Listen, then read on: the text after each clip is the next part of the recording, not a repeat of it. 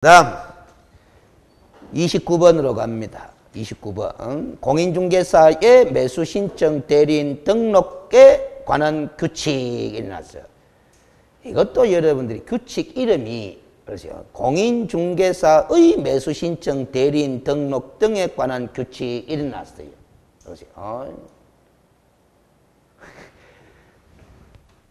자, 이거 규칙은 누가 만들었다 그랬어요?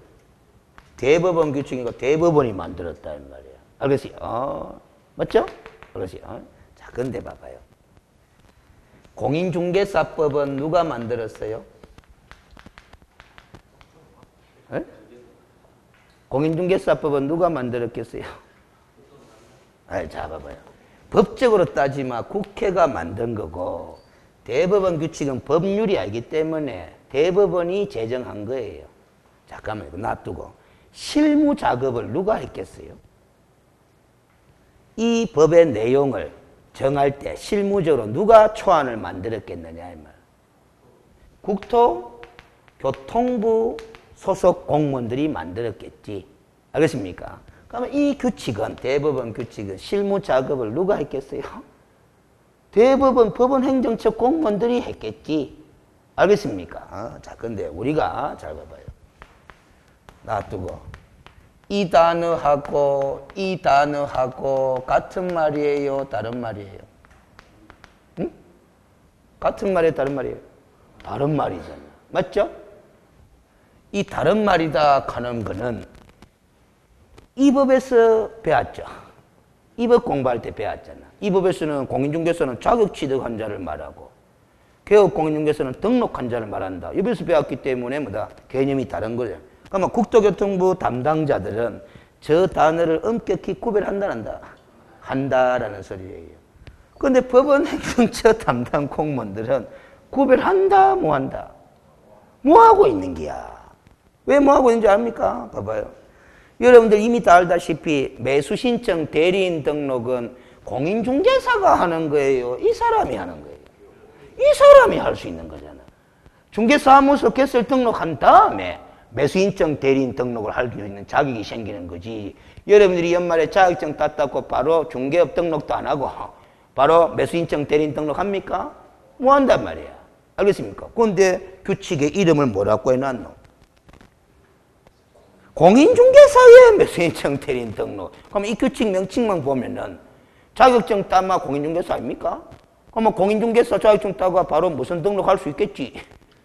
매수신청 대리인 등록할 수 있겠지. 그렇게 보이는 거야. 그러세요. 거기다가 있죠. 제가 구체적인 조문도 하나 비드릴까? 몇 페이지를 보느냐 하면은, 몇 페이지를 보느냐 하면, 요 페이지를 한번 봅니다. 그러세요. 229페이지. 봐봐요. 229페이지. 봐봐요. 그러세요. 이제 이건 개정이 됐어요. 알겠어요?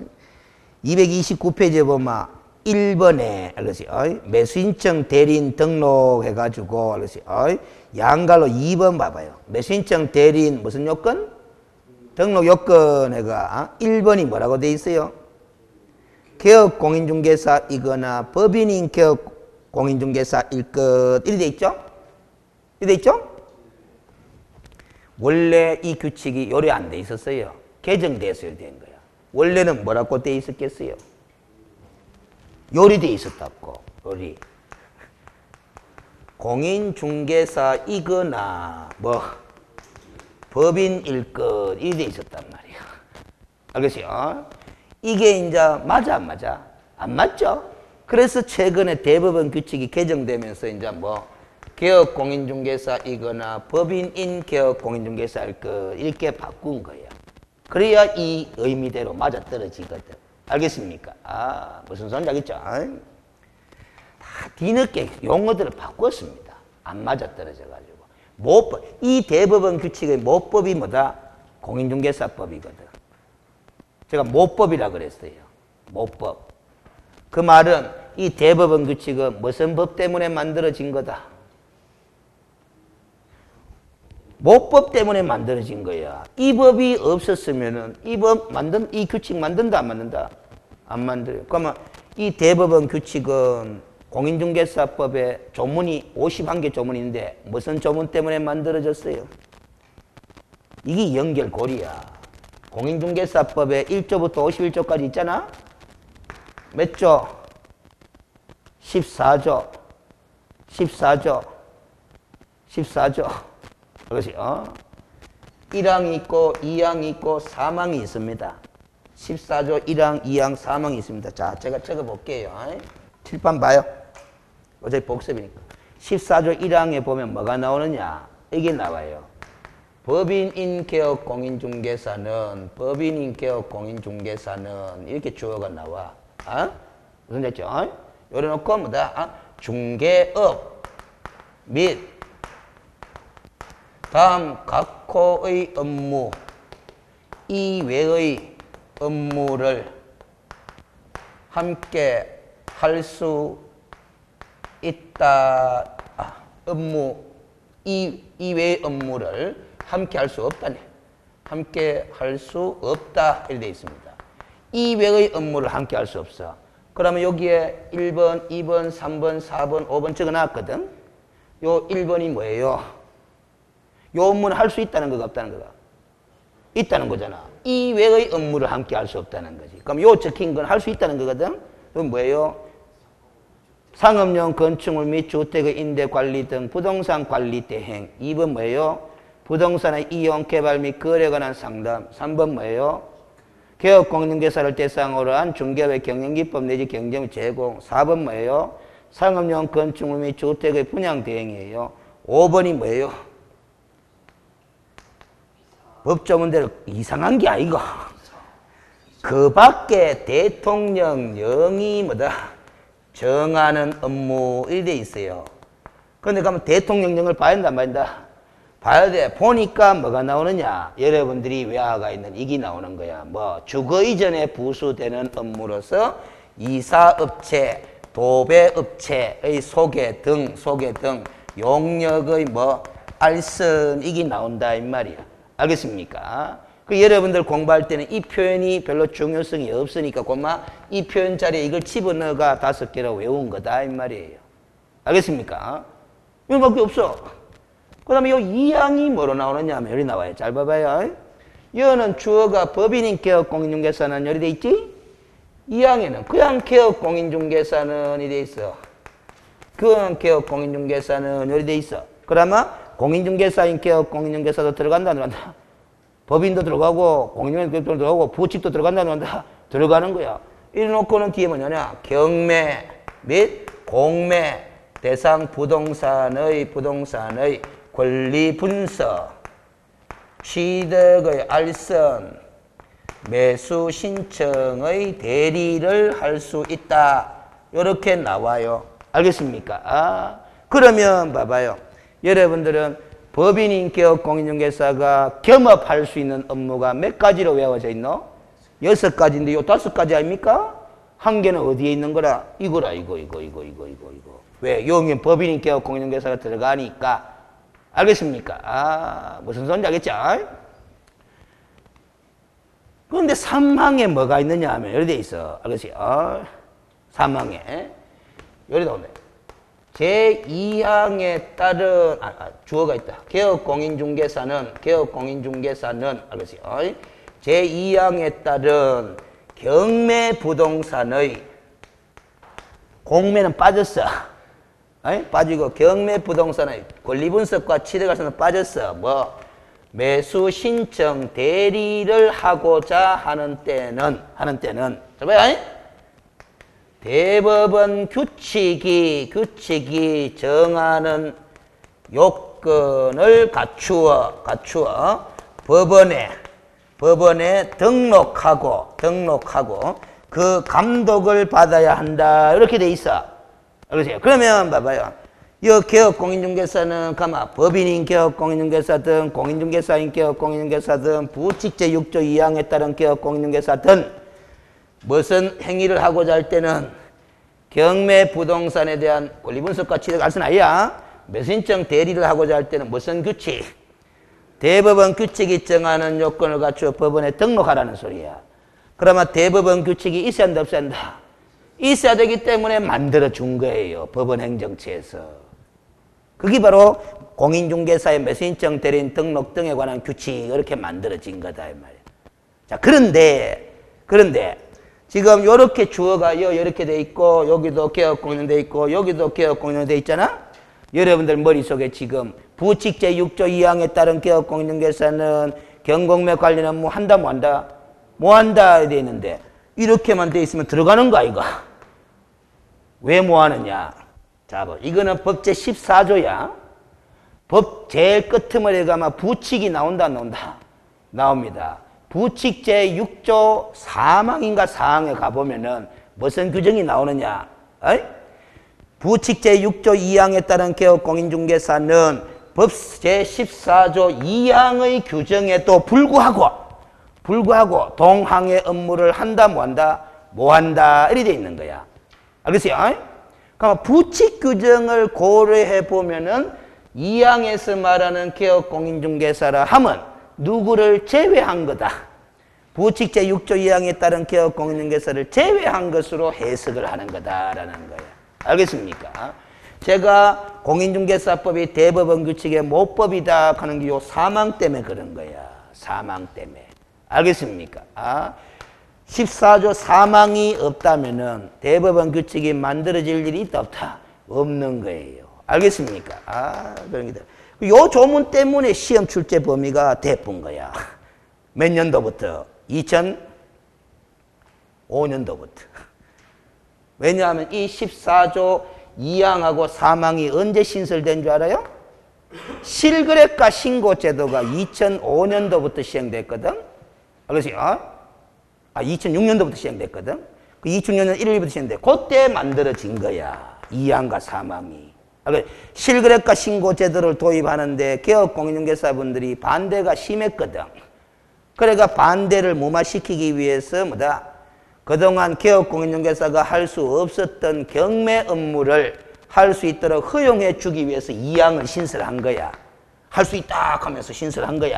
알겠어요? 신설했는데 그냥 허용 안 해주고 해라. 그 대신에 매수신청 대리행위 하고자 할 때만큼은 뭐 대법원 규칙을 만들어 줄 모니까 이 대법원 규칙에 따라서 법원에 등록하고 감독까지 받으면서 해라. 이렇게 법을 개정한 거다 이 말이에요.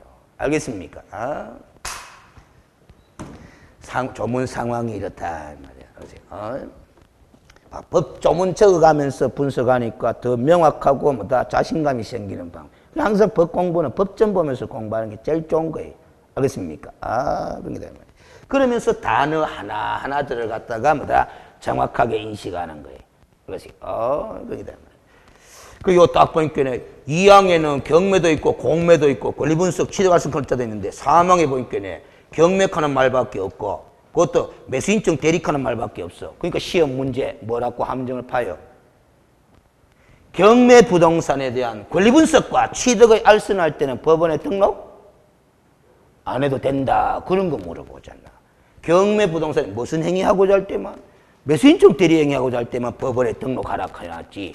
권리분석과 취득 알선은 법원에 등록해라 하는 규정이 있나 없나? 없잖아. 알겠어요? 그런 식으로 장난치는 거예요. 알겠어요? 그러면 공매 부동산은 매수신청 대리를 하더라도 법원에 등록할 이유 있다 없다? 없는 거예요. 아무리 매수신청 대리라도 무슨 부동산일 때만 경매 부동산일 때만 그런 게거든. 그렇게 법조문 단안을 정확히 탁탁 집어가 분석하는 게다 말이에요. 자, 그러면 됐고, 알겠습니다. 다시 문제로 가보자. 1번, 29번에 1번. 공인중개사는 무슨 등록을 하지 않으면, 중개사무소 개설 등록을 하지 않으면 매수인증 대리인 등록한다, 뭐 한다? 뭐 한다? 라는 거예요. 요 이치가 어디에 영향을 미치는 줄 알아요? 거꾸로 가볼까요? 제가 공인중개사 자격증을 취득해가 중개사무소 개설 등록했어. 그리고 또 매수인증 대리인 등록까지 했어. 알겠어요? 하다가 중개사무소 개설 등록이 취소돼 버렸어. 그러면 무슨 등록도? 매수인증 대리인 등록도 당연히 뭐 되게 돼 있는 거다? 취소되게 돼 있는 거야. 일치적으로. 알겠어요? 그 다음 2번에 매수인증 대리인은 매수인증 대리 대상물의 권리관계, 경제적 가치, 매수인이 부담해야 될 사항 등에 대하여 위임인에게 성실정확하게 설명하고 설명의 근거 자료를 뭐해라? 제시해라. 이게 무슨 의무다? 무슨 의무다? 확인 설명 의무 아닙니까? 무슨 물건의 확인 설명 의무? 매수 신청 대리 대상물 확인 설명 의무 아이가. 우리가 공인중개사법에서 공부할 때 중개 대상물 확인 설명 의무. 대법원 규칙에서는 매수 신청 대리 대상물 확인 설명 의무 아이가. 근데 누구한테 설명하라 돼 있어요? 위임인에게 가잖아. 그럼 공인중개사법에서는 누구한테 설명하라 돼 있어요? 권리를 취득하고자 하는 중개 의뢰인에게 가잖아. 그러니까 중개의 상황에서는 중개하는 과정에서는 의뢰인이라고 지칭을 하지만 고객을 매수 신청 대리 행위에 있어서 고객은 뭐라고 부른다? 위임인이라고 부르는 거다 이 말이야. 고객을 가리키는 명칭이 같다 다르다 다를 뿐이지. 알겠어요? 기본적인 규정의 내용은 이미 공인중개사 법령에서 공부했는 확인 설명 의무 내용하고 똑같잖아. 알겠어요? 그 다음 3번에 개업공인중개사는 매수인청 대리에 관한 보수표와 보수에 대하여 고객인 위임인에게 위임계약 전에 설명해. 위임계약 전에 했어. 위임계약 전에 설명해야 된다. 이거는 또 위임계약이라고 하는데 우리 공인중개사법에서는 무슨 계약이라고 하는 거다? 중개계약이라고 하는 거지. 알겠습니까? 그렇게 되면 4번 개업공인중개사는 매수인청 대리행위를 함에 있어서 매각장소 또는 집행법원에 어떻게 해서 해야 된다? 직접 출석해서 해야 된다. 그래서 고객인 위임인으로부터 위임을 받아가지고 알겠어요? 집행법원에 직접 출석해가 매수인청 대리행위를 하는 거예요. 알겠습니까? 5번 개업공인중개사가 매수인청 대리 무슨 처분? 업무정지처분. 중개업무정지처분이 아니고 매수신청 대리 업무정지처분이야. 그 업무정지처분을 받은 사실은 당해 중개사무소의 출입문에 표시해야 된다. 해야 됩니다. 무슨 업무정지처분? 그냥 업무정지처분 아니고 무슨 업무정지? 매수신청 대리 업무정지처분. 그럼 우리가 공인중개사법에서 공부했던 업무정지처분은 무슨 업무정지처분? 중개업무정지처분이지. 그럼 그 중개업무정지처분 받은 사실은 중개사무소의 출입문에 표시하라 하는 규정이 없다. 그랬어요. 그런 거 주의해라라는 거예요. 모법에서는 규정이 없는 사항을 대법원 규칙에서는 업무정지처분 받은 사실도 표시하라라고 되어 있는 게다. 비교식으로 알아야 된다. 이 말이에요. 알겠어요? 여러분들 봐봐요. 비교할 수 있는 주제는 비교해서 잘 낸다 이 말이에요. 주임법, 상임법 비교해서 낼 수 있는 거다 없는 거다? 있는 거다. 알겠습니까? 근데 여러분들 주임법 공부 싹 다 잘 해놨어. 근데 상임법을 점검했다 안 했다? 안 해뿐만 비교하는 문제 내면 맞추나 못 맞추나? 못 맞추는 거예요. 알겠어요? 한 가지 제일 쉬운 것부터. 상임법에는 임대차 계약 기간의 최단기간이 몇 년? 상임법은 1년, 주임법은 몇 년? 2년. 그 비교 아이고. 제일 쉬운 거 아닙니까? 차임 정액 청구할 수 있는 규정도 있나 없나? 있지? 양쪽에 다 있죠? 상임법은 몇 프로? 5%. 원래 9%인데 5%로. 원래는 12%였어요. 12%인데 9%로 줄었다가 또 또 5% 또 줄은 거야. 법의 개정 과정이. 알겠어요? 무슨 말인지 알겠어요? 12%는 옛날에. 알았어요? 옛날에. 거기서 12가 9로 줄었다가 9가 또 5로 줄은 거예요. 주임법은 몇 프로? 그것도 5%. 20분의 1이라고 되어 있지만 5%. 그 비교식이잖아요. 그러세요. 그럼 요거는 임대차 계약 기간의 최장기는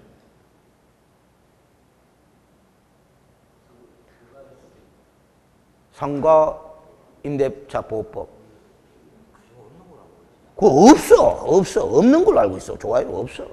주택임대차 보호법. 그것도 없는 걸로 알고 있어. 좋아요. 없어. 민법. 10년인가? 20년 있는데 거기 위원. 옳지. 알았어요. 20년인가 30년인가 있는데 거기 위헌 판단받는 바람에 없어질 거야. 그러면 민법에도 없고 주임법에도 없고 상임법에도 없고 그러면 임대차 계약 기간의 최장기에 관해서는 전혀 제한이 없다 이 소리예요. 알겠습니까? 그럼 여러분들 공장 있죠? 공장 임대차 계약 체결할 때 몇 년으로 임대차 계약 체결해도 된다? 50년으로 해도 돼요. 알겠어요? 전혀 제한이 없어. 알겠습니까? 그러면 상가금은 임차 계약 체결할 때 계약 기간 몇 년으로 체결된다? 20년으로 해도 돼. 알겠어요? 전혀 제한이 없어. 근데 임대인이 안 해줘서 그렇지. 임대인이 몇 년밖에 안 해준다? 1년밖에 안 해주지. 그래 20년을 하고 싶어도 뭐 하는 거야. 알겠어요? 그 1년으로 해놨지만은 뭐다? 몇 년은 요구할 수 있다.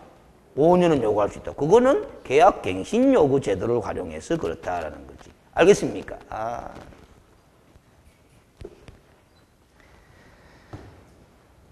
아까 뭐 앞뒤 스토리를 이야기해달라고 했어서 조금 사례를 들어드린 거예요. 그냥 따로따로 이야기해놔고 떨잖아 보니까 뭐 당최 모르겠다 하는데 연결이 됩니다. 말이에요. 그러니까 토지 임대차도 마찬가지예요. 토지 임대차는 최단기 있다 없다? 없어요. 민법에도 최단기에 관한 규정은 없거든. 알겠어요? 그럼 토지 6개월 임대차 계약 체결된다 안 된다? 된다. 유효하다. 알겠어요? 30년 해도 된다 안 된다? 된다. 장기 제한 없어. 상인법의 적용 대상도 아니고 주인법의 적용 대상도 아닌 물건이잖아. 알겠습니까? 상가 건물과 구형 건물의 임대차에 대해서만 특례를 두고 있는 거다 이 말이에요. 알겠어요? 그 다음 30번 틀린 것은 1. 모든 개업공인중개사가 부칙도 들어가잖아? 매수인증 대리인으로 등록할 수 있는 것은 아니다. 어죠? 그럼 누구만 등록할 수 있는 거가? 법인인 개업공인중개사와 공인중개사인 개업공인중개사인 거야. 알겠어요? 2번 임목에 관한 법률에 따른 임목은 중개대상물 맞죠? 매수인증 대리대상물도 될 수 있다 없다? 있다. 자, 시험 지문 바꾸겠습니다. 매수인증 대리대상물의 범위와 중개대상물의 범위는 동일하다. 알겠습니까? 네. 그래서 2번이 틀린 거예요. 3번 매수인증 대리인이 되고자 하는 개업공인중개사는 위임인에 대한 손해배상 책임을 보장하기 위해 보증보험 또는 협회에 공제에 가입하거나 공탁을 해야 된다. 즉 보증 설정을 해야 한다. 해야 된다. 그거는 중개업하는 사람도 마찬가지. 매수인증 대리하는 사람도 마찬가지. 4번 공인중개사인 개업공인중개사는 매수인증 대리인으로 등록하지 않더라도 경매대상 부동산에 대한 권리분석 및 알선은 해도 된다 안 된다? 된다. 그렇지요. 매수인증 대리인 등록을 해야 되는 거는 무슨 행위? 매수인증 대리행위다 이 말이지. 5번 매수인증 대리인으로 등록된 개업공인중개사가 수수료를 받은 경우 예규에서 정한 양식의 영수증을 작성하여 서명날이 난 후 위임인에게 교부하여야 한다. 이런데 중요한 건 아닙니다. 왜 중요하지 않느냐? 예규에 나오는 기라서. 여러분들은 자 봐봐요. 우리가 공인중개사법 공부할 때 이게 3단 구성으로 되어 있다 했잖아. 시행령이 있고 시행규칙이 있다 했잖아. 대법원 규칙도 그 하위 규범이 있다 없다? 있습니다. 대법원 규칙이 있고 대법원 예규가 있다 이 말이야. 예규까지 시험 출제될 상황은 아니기 때문에 그냥 중요시 여기지 말고 그냥 듣고만 지나가요.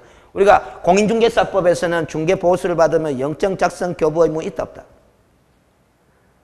공인중개사법에서 중개보수를 받으면 영수증 작성 교부 의무 있다 없다? 없나? 있나? 자, 그러면 제가 또 이야기를 들었을 거예요. 일반 과세 사업자, 간이 과세 사업자 이야기 한번 들은 적이 있어 없어요? 있죠? 그럼 개업공인중개사도 사업자 등록하잖아. 보통은 창업할 때는 간이 과세사로 사업자로 등록하잖아요. 그렇죠? 그럼 일반 과세자든 뭐다, 간이 과세자든 뭐다, 사업자 등록을 하잖아? 근데 일반 과세 사업자로 등록한 개업공인중개사라면 부가세법에 따라서 무슨 계산서 발행해야 되나? 세금계산서. 그 세금계산서가 바로 무슨 적 역할을 한다? 중개보수 영적 역할을 하니까 영적 작성 교부 따로 할 필요 있다 없다? 없다. 간이과세 사업자로 등록한 개업공인중개사는 우리 중개업하는 이 업종은 현금 영수증 발행 업종이에요. 알겠어요? 그러면 현금 영수증을 발행해야 되거든. 그러면 그 현금 영수증이 바로 뭐다? 중개보수 영적 역할을 할 수 있는 거다 없는 거다? 있는 거다. 따라서 알겠어요? 공인중개사법에 별도로 중개보수를 받은 경우에는 영증을 작성 교부해라 하는 규정을 둘 필요 있다 없다? 없다라는 겁니다. 다른 법제도에서 이미 커버가 된다 안 된다? 된다라는 게. 근데 우리 대법원 규칙에는 뭐다? 매수인증 대리 수수료 받게 되면 또 영증을 작성 교부해라 하는 규정을 두고 있다라는 소리입니다. 에이? 무슨 소리인지 알겠죠? 이런 것도 나중에 대법원 규칙 개정되면 삭제될 것들이에요. 알겠습니까? 어차피 매수인증 대리 수수료나 중개보수나 돈 받는 거는 마찬가지 아이가. 그러면 뭐다? 세금계산서 발행하든지 아니면 현금요청 발행하든지 하면 되나 안 되나? 되는 거죠. 알겠습니까? 이 대법원 규칙은 현재 개정돼야 될 내용이 많아요. 그러니까 시험 출제위원들이 뭐다? 구석구석이 막 낸다 안 내요. 기본만 잘 물어봐. 알겠습니까? 그 다음 31번 1. 소속 공인중개사도 매수신청 대리인 등록 신청하나? 뭐하지? 개업 공인중개사가 아닌데. 2번 법령상 실무교육을 이수하고 1년이 경과되지 않은 경우 별도의 매수신청 대리에 대한 실무교육은 면제된다 하는데 이 문장을 잘 봐야 돼요. 무슨 법상 실무교육을 이수했다? 공인중개사 법령상. 그런데 별도의 매수신청 대리에 대한 실무교육이에요. 자, 실무교육을 두 가지로 나눠야 됩니다. 공인중개사 법령상의 실무교육은 무슨 실무교육? 중개실무교육이고 대법원 규칙상의 실무교육은 매수신청 대리 실무교육이야. 별개다라는 겁니다. 그러면 이 지문은 공인중개사 법령상의 중개실무교육을 받았다 했지 대법원 규칙상의 매수신청 대리 실무교육을 받은 적은 있나 없나? 없잖아. 그럼 면제될 리가 있다 없다? 없습니다. 그렇죠.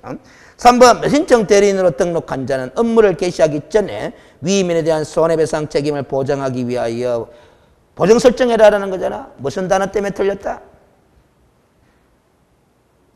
업무 개시 전에 때문에 틀렸어요. 그렇죠.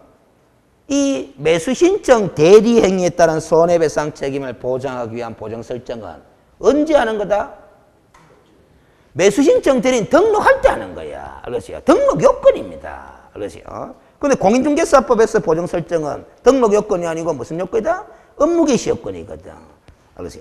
그러니까 공인중개사법에서는 업무 개시 전까지 해라 하면 맞지만은 대법원 규칙에서는 등록 신청하기 전에 해야 되는 거야. 알겠습니까? 돌려버렸다. 4번 이 대법원 규칙상의 업무 정지 기간은 1월 이상 2년 이하로 한다. 그 숫자 좀 외워야 돼요. 우리 공인중개사법상의 업무 정지처분은 몇 월의 범위? 6월의 범위 내에서 기간을 정하는데 저 매수신청 대리 업무 정지처분은 1월 이상 2년 이하의 범위 내에서 기간을 정한다. 요 숫자는 좀 외워놔야 된대. 5번 개업 공인중개사가 법원에 매수신청 대리인 등록하여도 민사집행법에 따른 공유자의 우선 매수 신고는 할 수 있다 없다? 있다. 매수신청 대리권의 범위 공유자의 우선 매수 신고 행위 할 수 있는 행위다 없는 행위다? 할 수 있는 행위다. 이건 봐둬야 돼. 기본서 봅니다. 기본서에 몇 페이지를 보느냐 하면은 227페이지를 봅니다. 이게 제일 자주 나와요. 대법원 규칙의 문제로서. 227페이지에 매수신청 대리권의 범위가 1번부터 몇 번까지? 7번까지. 이런 행위들을 할 수 있다는 거. 이런 행위들이 바로 무슨 행위의 범위에 들어가는 거다? 매수신청 대리 행위의 범위에 들어가는 거다라는 거야. 알겠습니까? 거기에 공유자의 우선 매수 신고, 임차인 임대주택 우선 매수 신고 다 들어가 있나 안 들어가 있나? 들어가잖아. 알겠어요? 우선 매수 신고하는 용어도 설명해줬죠? 경매 이야기하면서. 알겠어요? 차순위 매수 신고하는 것도 용어 설명해줬죠? 알겠어요? 물어볼게요. 차순위 매수 신고는 누가 할 수 있습니까? 최고가 매수 신고 금액에서 매수 신청 보전금을 뺀 금액을 넘는 때만 할 수 있다. 맞죠? 그렇지. 대충 여러분들 봐봐요. 이 말이 안 나오면 맞출 수 있는 거야. 다행입니다. 이 말이 안 나와서. 바로 밑에 금액 적어놓은 사람. 요 말이 안 나와서 다 안다고 뵙겠어요. 알겠습니까? 자, 그 다음 됐고, 앞으로 갑니다. 문제집으로 갑니다. 그 7가지가 제일 자주 나와. 매수신청 대리권의 범위. 그 다음 32번 문제로 갑니다. 개업 공인중개사의 무슨 행위에 해당하지 않는 것은 금지 행위에 해당하지 않는 것은 대법원 규칙상의 금지 행위에 해당하지 않는 것은 5번 봐봐요. 5번. 공유자 또는 임대주택 임차인의 우선 매수 신고에 따라 차순위 매수 신고인으로 보게 되는 경우 그 차순위 매수 신고인의 지위를 포기하는 행위 이거는 금지 행위가 아니고 매수 신청 대리권의 범위에 포함되는 행위로서 할 수 있는 행위다라는 소리죠. 그래서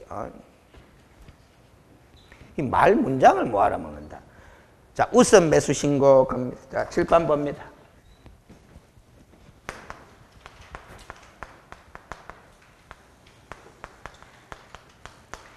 경매에서 최고가 매수 신고인이 결정돼 버렸어요. 갑이야. 알겠어요? 그런데 이 경매 물건이 임대주택이야.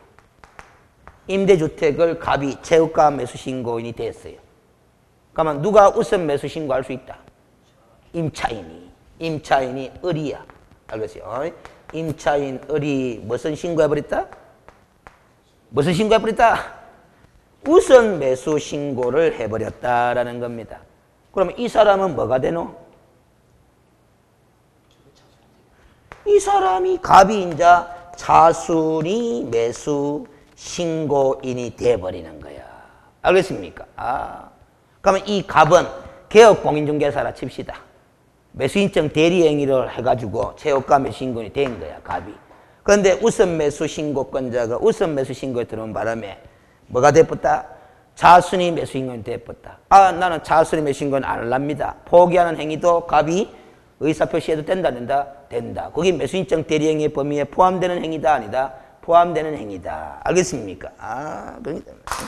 그 제가 강의하면서 의대 본다 하잖아. 누가 무슨 신고하는 바람에? 임차인이, 공유자가 우선 매수 신고하는 바람에 이 사람은 의대 본다라는 거죠. 알겠어요? 닥쳤던 게 지붕 쳐다보는 격이 돼 본다라는 소리다. 알겠습니까? 그러면 요 놈이 우선 매수 신고할 때, 알겠어요? 우선 매수 신고할 때 무슨 금액으로 우선 매수 신고하는 거다? 요 최고가 매수 금액으로. 요 사람이 낙찰받은 그 금액 있죠? 그 금액으로 내가 우선 매수 신고하겠습니다. 라는 거예요. 알겠어요? 근데 이 사람은, 알겠어요? 입찰에 참가했다, 안 했다? 참가했을 수도 있고, 안 했을 수도 있어요. 그 참가했을 경우에 지가 떨어져 붙잖아. 최고가 매수 신고 금액이 안 돼가 떨어져 붙잖아. 그럼 그때는 뭐다? 무슨 신고권을 주장해가? 우선 매수 신고권을 주장해가 지가 당첨돼 보는 거야. 무슨 소리인지 알겠어요? 그럴 수도 있습니다. 왜? 최고가 매수 신고 금액이 얼마가 되느냐에 따라서 자기가 덕이 될 수도 있고 뭐 손해될 수도 있거든. 알겠습니까? 어차피 우선 매수 금액은 최고가 매수 신고 금액이 우선 매수 신고가 되니까. 알겠습니까? 자기가 입찰에 참가했다가 알겠어요? 너무 높은 금액을 적어넣어가 지가 최고가 매수 신고인데 무얄랐고 적은 금액 적어넣는 거야. 알겠어요? 낮은 금액 적어넣어가 뭐 당첨될 뿐만 돈 버는 기고 당첨 안 될 뿐만 딴 사람이 최고가 매수 신고 됐겠지? 그래도 그 금액이 적절하다 싶으면 지가 무슨 신고해본다? 우선 매수 신고해버렸잖아. 알겠어요? 그 다음 됐고 33번 뭡니다. 똑같아요. 매수인증 대리행위의 범위에 속하지 않는 걸 찾아라는 게야. 위임을 받아 할 수 없는 행위 하는 게 바로 뭐다? 매수인증 대리행위에 속하지 않는 걸 찾아라라는 게야. 2번 매각기일의 변경 신청. 이 제가 소송 절차에 적극 관여하는 행위는 한다 뭐 한다? 뭐 한다 그랬잖아요. 알겠어요? 매각기일은 누가 정하는 거예요? 법원이 정하는 거예요. 알겠어요? 법원이 정하는데 뭐다? 이 매수인증 대리인 등록한 사람이 위임을 받아가 매각기일 바꿔주세요라고 신청하는 거 뭐 한다 이 말이에요. 알겠어요? 즉시 항고 또 제기한다 뭐 한다? 뭐 한다. 인도명령 신청한다 뭐 한다? 뭐 한다 라는 소리예요. 알겠어요? 다 할 수 있는 것들이 작성, 매출, 제출, 그 다음에 차순위 신고, 매수인증 보전금의 제공, 그 다음에 공유자의 우선 매수 신고. 34번 틀린 것은 1. 매수인증 대리인 등록은 중개사무소 소재지 관할 지방법원장에게 하여야 한다.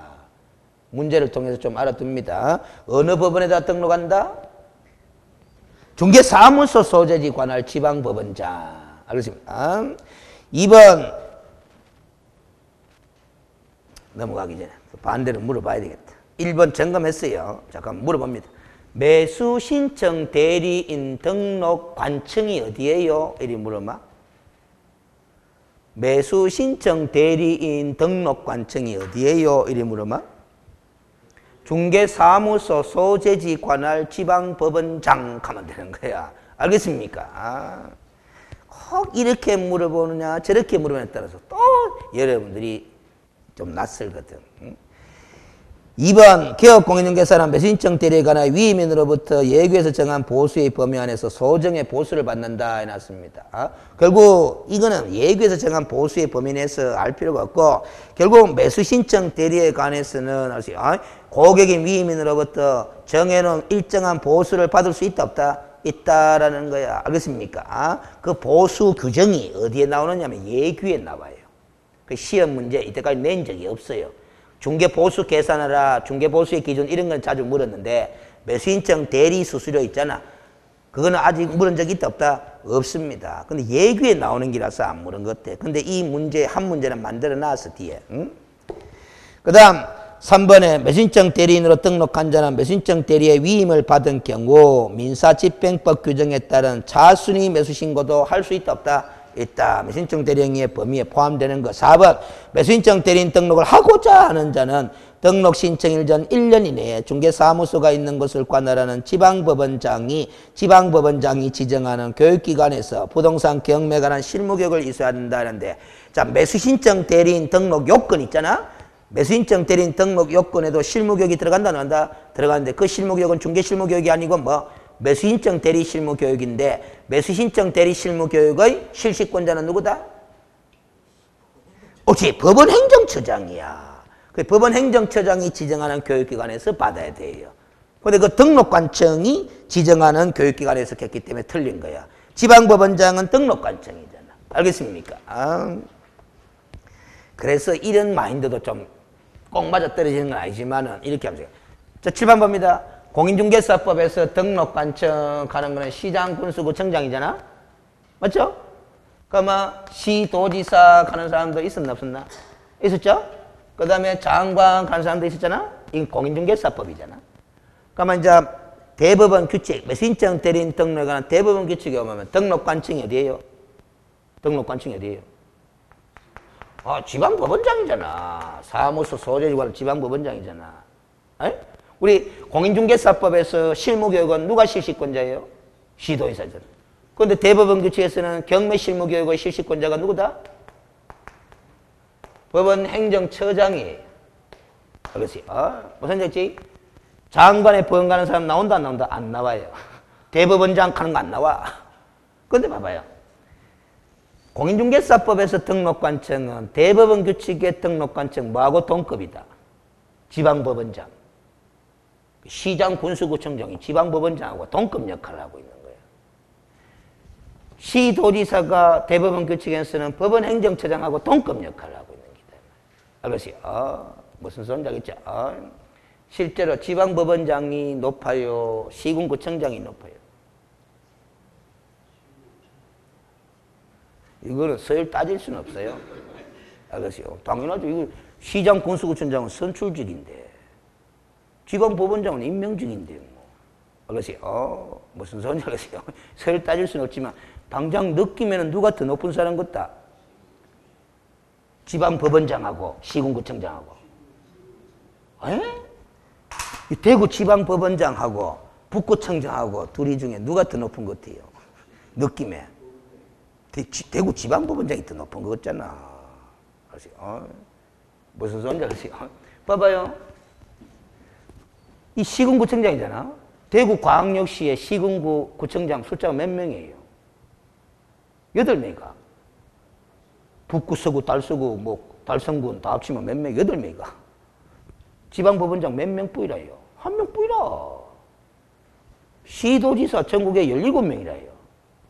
법원행정처장 몇 명이라요? 1명 뿌이라요. 보세요. 무슨 소리인지 알겠어요? 같은 역할을 수행하고 있다. 역할을 같이 수행하고 있다. 이 말이에요. 알겠어요? 이 정도로까지 이야기해놨으면 이제 뭐다? 경매 실무교육은 누가 실시권자다?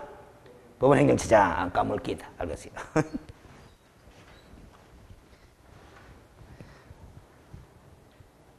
지금 법원행정처장 저분이 저 자리가 알았어요. 지금 그 뭐고 사법농단의 핵심 자리 아닙니까? 뉴스에 나오는 거. 재판 거래. 핵심 자리. 아주 중요 보직이에요. 여 올라갔다 하면 그 다음 자리가 바로 대법원장이야. 알겠습니까? 대법원장 바로 밑입니다. 무슨 지 아세요? 어떻게 보면 이리 보면 돼요. 여러분들 우리 상권 분립에 있어서 행정부, 사법부, 입법부 있잖아. 행정부의 수장이 누굽니까? 대통령 갑시다. 국무총리 있죠? 대통령 갑시다. 그 다음 사법부의 수장이 누구라요? 대법원장이에요. 입법부의 수장이 누구라요? 국회의장이라요. 그럼 국회의장, 대법원장은 뭐다? 뭐하고 동급이고 대통령하고 동급이에요. 알겠어요? 그럼 대통령 밑에 누가 있노? 국무총리 있죠? 그럼 대법원장 밑에 누가 있노? 법원행정처장이에요. 함부로 보면 안 돼요. 알겠습니까? 그럼 이건 뭐고? 장관들 아닙니까? 장관들. 그래서 무슨 소리인지 알겠어요? 근데 이제 우리가 이제 행정부의 수장이 누구 이렇게 이야기하면은 기본적으로 대통령 가는 것도 틀린 건 아닌데, 그래서 국무총리 이렇게 이야기를 하는 거죠. 그래서 우리가 국무총리, 국회의장, 대법원장을 세 사람을 삼부요인이라 그런다. 삼부요인이라 그래요. 알겠어요? 그럼 대통령은 그 삼부를 다 통할하는 뭐다? 통수권자거든. 알겠어요? 그래서 옛날에 군사 독재 정권 시절에는 대통령이 해외 출장 가잖아. 그렇죠? 기포공항 가잖아. 그러면 삼부 요인이 도열해가 학술을 나누고 있습니다 하면서 대한뉴스에 나오고 그런 거예요.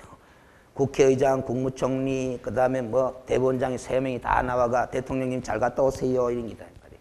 그러세요. 자, 그 다음 지금은 그렇게 잘 안 하더라고. 그 다음에 34번에 3번도 할 수 있는 거죠. 차순위 매수인거도 할 수 있는 행위. 4번 틀렸고, 그래서 5번 봐봐요. 매수인증 대리인으로 등록한 자는 동일 부동산에 대하여 이해관계가 따른 2인 이상의 대리인이 되는 행위를 하여서는 된다, 안 된다? 안 된다. 이 금지행위 아닙니까? 알겠죠? 35번 틀린 것은 1. 매수인증 대리인 등록이 취소된 후 3년이 지나지 아니한 개업공인중개사는 또다시 매수인증 대리인 등록을 한다, 뭐 한다? 뭐 한다. 이건 매수인증 대리인 등록의 결격사유예요. 그러니까 공인중개사법에서는 중개사무소 개설 등록이 취소된 후 3년이 지나지 아니한 자는 다시 등록 뭐 하듯이 이쪽에 대법원 규칙에서는 무슨 등록이 취소된 후 매수신청 대리인 등록이 취소된 후 3년이 지나지 아니한 자는 다시 매수신청 대리인 등록 신청한다 뭐 한다? 뭐 한다. 이렇게 되어 있습니다. 그렇지? 한 가지 제가 개업공인중개사 하면서 매수신청 대리인 등록도 했어요. 근데 매수신청 대리인 등록이 취소됐어요. 그럼 매수신청 대리 행위를 한다 뭐 한다? 뭐 합니다. 몇 년 동안 뭐 한다? 3년 동안 뭐 합니다. 중개업은 해도 된다 안 된다? 됩니다. 왜? 중개사무소 개설 등록이 취소된 거 아니잖아. 알겠습니까? 그 다음 2번에 매수신청 대리인 등록을 한 자는 우선 매수신고에 따른 차순위 매수신고인의 지위를 포기할 수도 있는 행위를 할 수 있고 3번 매수신청 대리인으로 등록을 하지 않은 개업공인중개사가 폐업 신고 후 1년 이내에 매수인증 대리인으로 등록하고자 하는 경우에는 경매에 관한 실무교육을 받지 않아야 된다. 틀렸죠? 아까 나왔던 거잖아. 알겠어요? 경매에 관한 실무교육을 받아야 돼요. 왜? 매수인증 대리인 등록을 한 적이 없기 때문에. 4번 공탁한 공탁금은 매수인증 대리인이 된 개업공인중개사가 폐업 또는 사망, 해산한 날로부터 3년 이내는 이를 회수한다. 뭐 한다? 뭐 한다. 이거는 공탁금 회수 제한 규정은 이렇게 공부하면 돼요. 공인중개사법에도 있고 어디에도 있고 대법원 규칙에도 있고 양쪽에 다 있다 이렇게 생각하면 된다. 5번 손해배상 책임을 보장하기 위한 보정은 매수신청 대리인의 업무 개시 요건이 아니라 무슨 요건이다? 등록 요건이에요. 그래서 업무 개시 전까지 하면 되는 것이 아니고 등록 신청하기 전에 해야 된다. 36번 1. 매수신청 대리인으로 등록하고자 하는 자는 보정관계 정서사본을 지방법원장에게 제출해야 된다. 해야 됩니다. 왜? 등록 요건이니까. 등록 요건이니까. 보정 설정은 등록 요건이니까 등록 신청 시에 제출해야 되잖아. 2번 매수신청 대리인으로 등록하고자 하는 자는 중개사무소 등록증 사본을 지방법원장에게 제출해야 된다. 해야 됩니다. 왜? 중개사무소 개설 등록을 먼저 해야 매수신청 대리인 등록을 신청할 수 있으니까. 3번 매수신청 대리인 등록을 하고자 하는 중개법인의 경우에는 대표자를 포함한 임원 전원이 경매에 관한 실무 교육을 이수하여야 한다는데 뭐 때문에 틀렸어요? 제가 이런 말 했죠? 자, 중개법인, 법인인 개업공인중개사가 매수신청 대리행위 하러 집행법원에 갈 때는, 법원에 출석하러 갈 때는 누구만이 갈 수 있다 그랬어? 대표자만이 갈 수 있다 그랬어. 그럼 대표자만 경매 실무교육 받으면 되는 것이지 사원 임원 전원이 다 실무교육 받을 필요는 있다 없다? 없다. 그래서 틀린 거예요. 알겠습니까? 여기 중개사무소 개설 등록할 때는 대표자, 임원, 사원 전원이 다 실무교육 받아야 되잖아. 그건 중개실무교육이고. 알겠어요? 4번 공인중개사협회는 공제사업을 하고자 하는 공제규정을 제정하여 누구의 승인을 얻어야 된다? 법원행정처장의 승인을 얻어야 된다라는 겁니다. 알겠어요? 우리 공인중개사법에서는 누구의 승인을 받도록 되어 있어요? 국토교통부 장관의 승인을 받도록 되어 있는데 우리 대법원 규칙에는 장관급에 해당하는 사람이 나온다 안 나온다? 안 나온다 그랬잖아요. 장관의 역할도 누가 수행한다? 법원행정처장이 수행합니다. 알겠어요? 그 다음 5번에 협회는 공제사업 운영 실적을 매 회계연도 종료 후 몇 월 이내에 3개월 이내에 공제계약자에게 뭔다? 공시해야 된다라는 겁니다. 알겠어요? 자, 이것도 아셔야 돼요. 우리가 협회에 공제하는 거는 아세요? 공인중개사법상의 공제 가입하는 거는 중개행위에 따른 손해배상 책임을 보장할 목적이고 대법원 규칙에 공제 가입한다, 보정 설정한다 하는 말은 뭐다?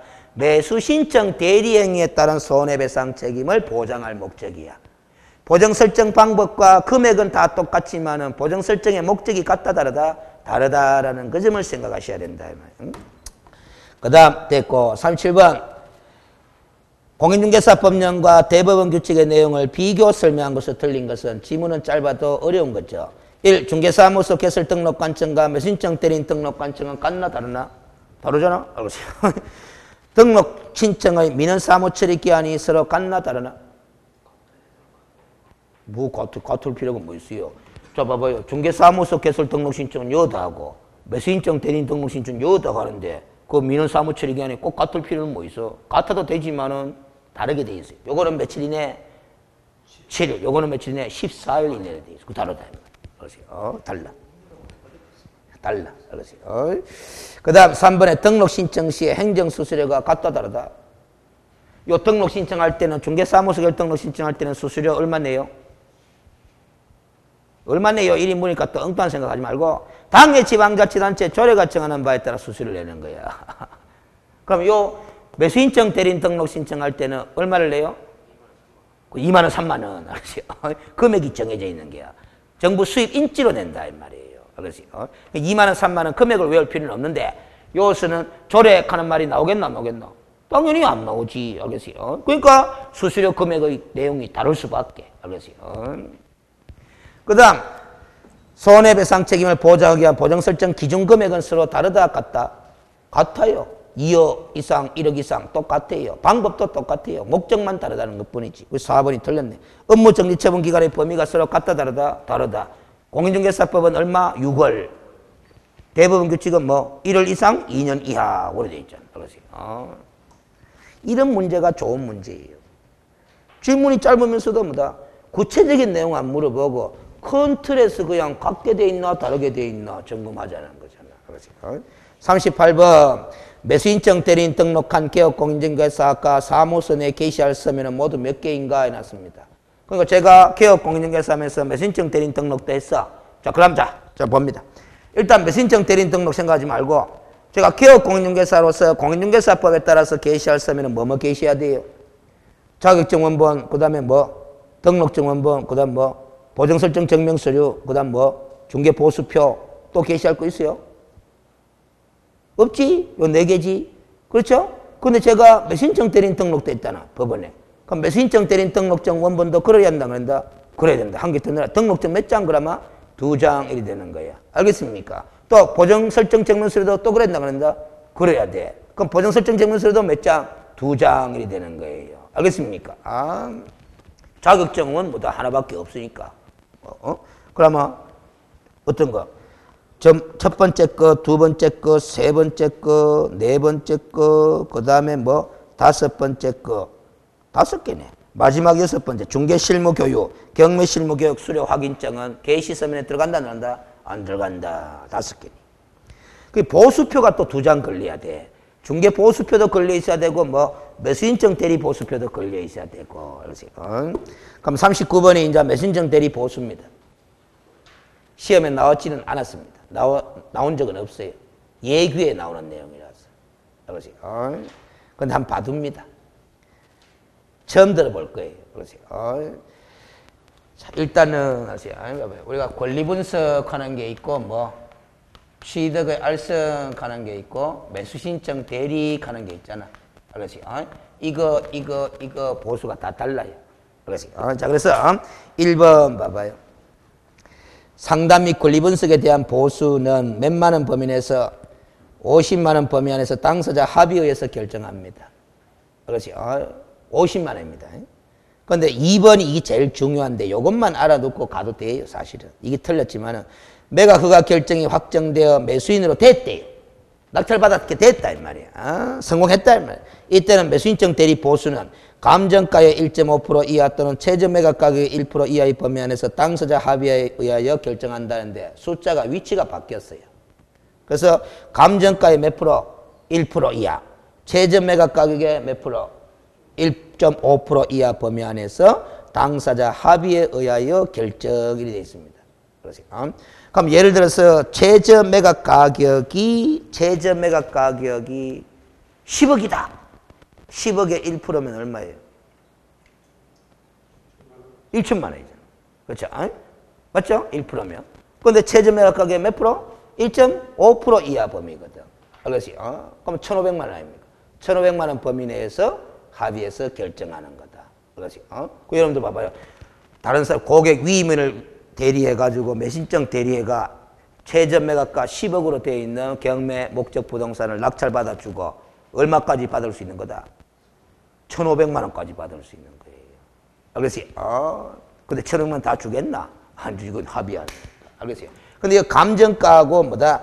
최저 매각가 일어났는데 실무에는 똑같습니다. 실무에서는 경매 실무에서는 감정가하고 최저 매각가하고 같다 다르다? 제가 같다 그랬잖아요. 법원은 최저 매각 가격을 정해가 공고할 때는 감정평가액을 참작하여 결정한다 이렇게 되어 있지만은 법원은 감정평가에 관한 전문성이 떨어져서 그런 건지 실무에서는 뭐다? 감정가를 그대로 무슨 가격으로 공고해버린다? 최저 매각가로 공고해버린다. 그래서 여러분들 일간신문에 매각기일 공고문 보잖아? 공고문 보면은 금액이 아래로 2개 나온다 안 나온다? 2개 나오는데 아래로 금액이 똑같다 안 똑같다? 똑같은 거야. 위에 거는 감정가, 밑에 거는 최저 매각가인데 금액이 같아. 알겠어요? 같아. 그 다음 됐고 오른쪽에 3번 봐봐. 최고가 매수 신고에 또는 매수인으로 되지 못한 경우 떨어진 경우에도 보수는 얼마 범위 안에서 50만 원 범위 안에서 합의해서 받을 수도 있습니다. 근데 떨어진 주제에 50만 원이든 30만 원이든 뭐 받겠나? 알겠어요? 죄송합니다 하면 되지. 알겠어요? 그 다음에 4번은 좀 알아둬야 돼요. 실비라는데 관로안에 봐봐요. 매수신청 대리와 관련하여 발생하는 무슨 비용? 특별한 비용 동그라미 쳐요. 원거리 출장비, 원거리 교통비 등 이런 걸 특별한 비용이라 그래. 30만 원 범위 안에서 당사자 합의에 의해서 결정을 합니다. 알겠어요? 그런데 5번을 봐. 매수신청 대리와 관련하여 발생하는 무슨 비용? 통상의 비용 동그라미 칩니다. 관로를 봐요. 등기부 등본 비용, 근거리 교통비 등 이런 걸 통상의 비용이라 그래. 이런 거는 보수에 당연히 뭐 된 것으로 보고 포함 동그라미 칩니다. 별도로 청구한다 뭐한다? 뭐한다. 그러면 이제 이게 공인중개사법에서는 실비하면서가 끝나버리잖아. 그런데 이 대법원 규칙에서는 실비가 몇 종류다? 2종류다. 특별한 실비가 있고 뭐 통상의 실비가 있는데 금액이 중요한 게 아니고 30만 원이 중요한 게 아니고 통상의 실비는 별도로 받는다 못 받는다? 못 받고 특별한 실비만 별도로 청구할 수 있다. 요 이치만 알아둬요. 알겠어요? 그럼 40번 민사집행법상 경매에 대한 설명 중 옳은 것은 했는데 1. 임의경매는 집행력 있는 집행 권한을 가진 채권자의 신청에서 법원이 채무의 소유재산을 채무자의 자자가 빠졌다. 채무의가 아니고 채무자의 소유재산을 압류하여 민사집행법의 절차에 따라 부동산 등을 매각하는 환가 절차를 경매를 하는데 임의경매라 하나가 틀려버렸네요. 집행권한에 의해서 신청하는 경매는 임의경매가 아니고 뭐 강제경매다 이 말이에요. 그 임의경매를 강제경매로 바꾸면 오가 되는데 그러세요. 2번 강제경매는 담보물권이 본래 지니고 있는 환가권에 의하여 경매 신청이 인정되는 것으로서 담보권의 존재를 증명하는 서류가 있어야 된다. 이거는 강제경매가 아니고 오히려 이게 무슨 경매다? 임의경매. 공부하기 딱 좋은 문제잖아요. 알겠어요? 틀린 단어를 바꿔 고치놓고 이제 강제경매의 개념, 임의경매의 개념을 인식하는 연습 자료로 활용하면 돼. 3번 집행권한이란 채권자가 채무자에 대하여 급부 청구권을 가지고 있음을 표시하고 그 청구권을 강제 집행할 수 있음을 인정한 무슨 문서? 공적인 문서를 말한다. 그 공적인 문서 중에 가장 대표적인 거 하나만 이야기해봐요. 확정된 이행 판결문 했잖아. 화해조서, 조정조서, 정부인락조서, 공정된 금전채권문서 알겠어요? 이런 것들이 다 집행권한으로서의 효력을 지닌다 했잖아. 알겠어요? 그러면 주인법으로 갑니다. 주인법으로 갑니다. 알겠어요? 확정일자까지 받은 임차권자는 보증금을 반환받기 위해서 경매 신청한다 뭐한다? 확정일자까지 받은 임차권자는 자신의 보증금을 반환받기 위해서 임차주택에 대해서 경매 신청한다 뭐한다? 뭐한다? 하려면은 뭐 해야 된다? 보증금 반환 청구 소송을 제기해야 된다. 그 소송의 결과 판결을 받으면 집행권을 확보하게 된 거고 그 집행권한의 근거가 경매 신청할 수 있게 되는 거다. 이렇게 집행권한에서 경매 신청할 때는 강제경매가 되는 건데 이때 강제경매 신청할 때는 집을 안 비워주고 또 뭐다? 경매 신청할 수 있다 없다? 있다. 그렇게 공부했잖아. 알겠어요? 주임법이든 상임법이든. 알겠습니까? 자, 그 다음 됐고 4번에 임의 경매는 채무자의 무슨 재산에 대한 집행이고 특정 재산에 대한 집행이고 강제 경매는 채무자의 일반 재산에 대한 집행이다. 이래야 됩니다. 그 일반 재산과 특정 재산의 위치가 바뀌어 버렸어요. 알겠어요? 5번 경매에서 유찰되는 경우에 저감률은 매회당 얼마다? 이렇게 이야기를 해야 돼요. 경매에서 가잖아. 공매가 아니고 경매에서 유찰된 경우에 저감률은 이렇게 말을 해요. 그냥 20% 가지 말고 통상 20%다 이렇게 하면 돼요. 아니면 통상 20 내지 30%다 이렇게 하든지 통상이라는 말을 꼭 붙여요. 왜냐? 법정 비율이 있다 없다? 없기 때문에. 알겠습니까? 그래서 뭐 20% 반영할 수도 있고 30% 반영할 수도 있고 그거는 법원이 결정할 문제. 통상 20, 30% 정도 반영한다 그랬잖아요. 그러면 이렇게 20, 30% 저감률 반영해가 다시 매각을 실시하죠? 유찰되면. 새 매각이다, 재매각이다.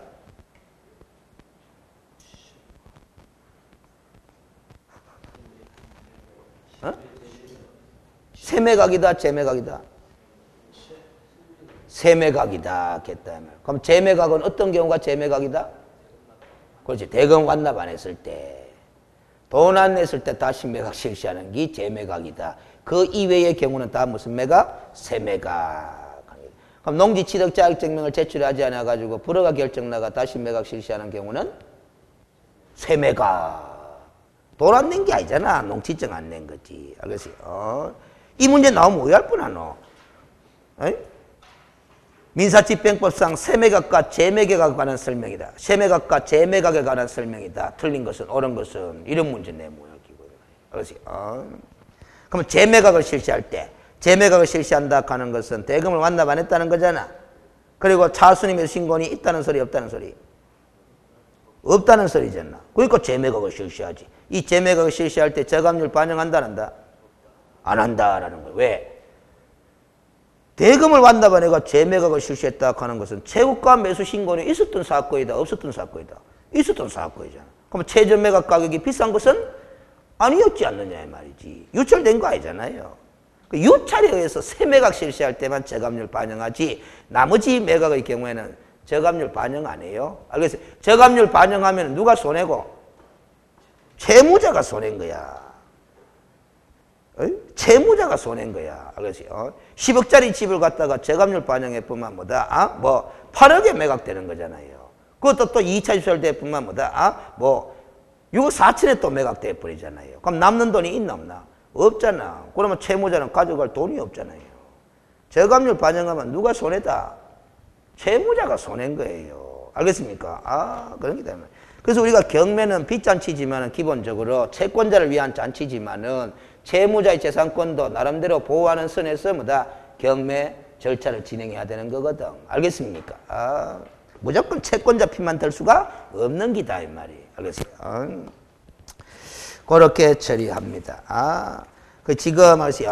9회 10회이기 때문에 이 하루에 한 회 분량을 했는데 이제 조금 앞으로 가면 갈수록 뭐다?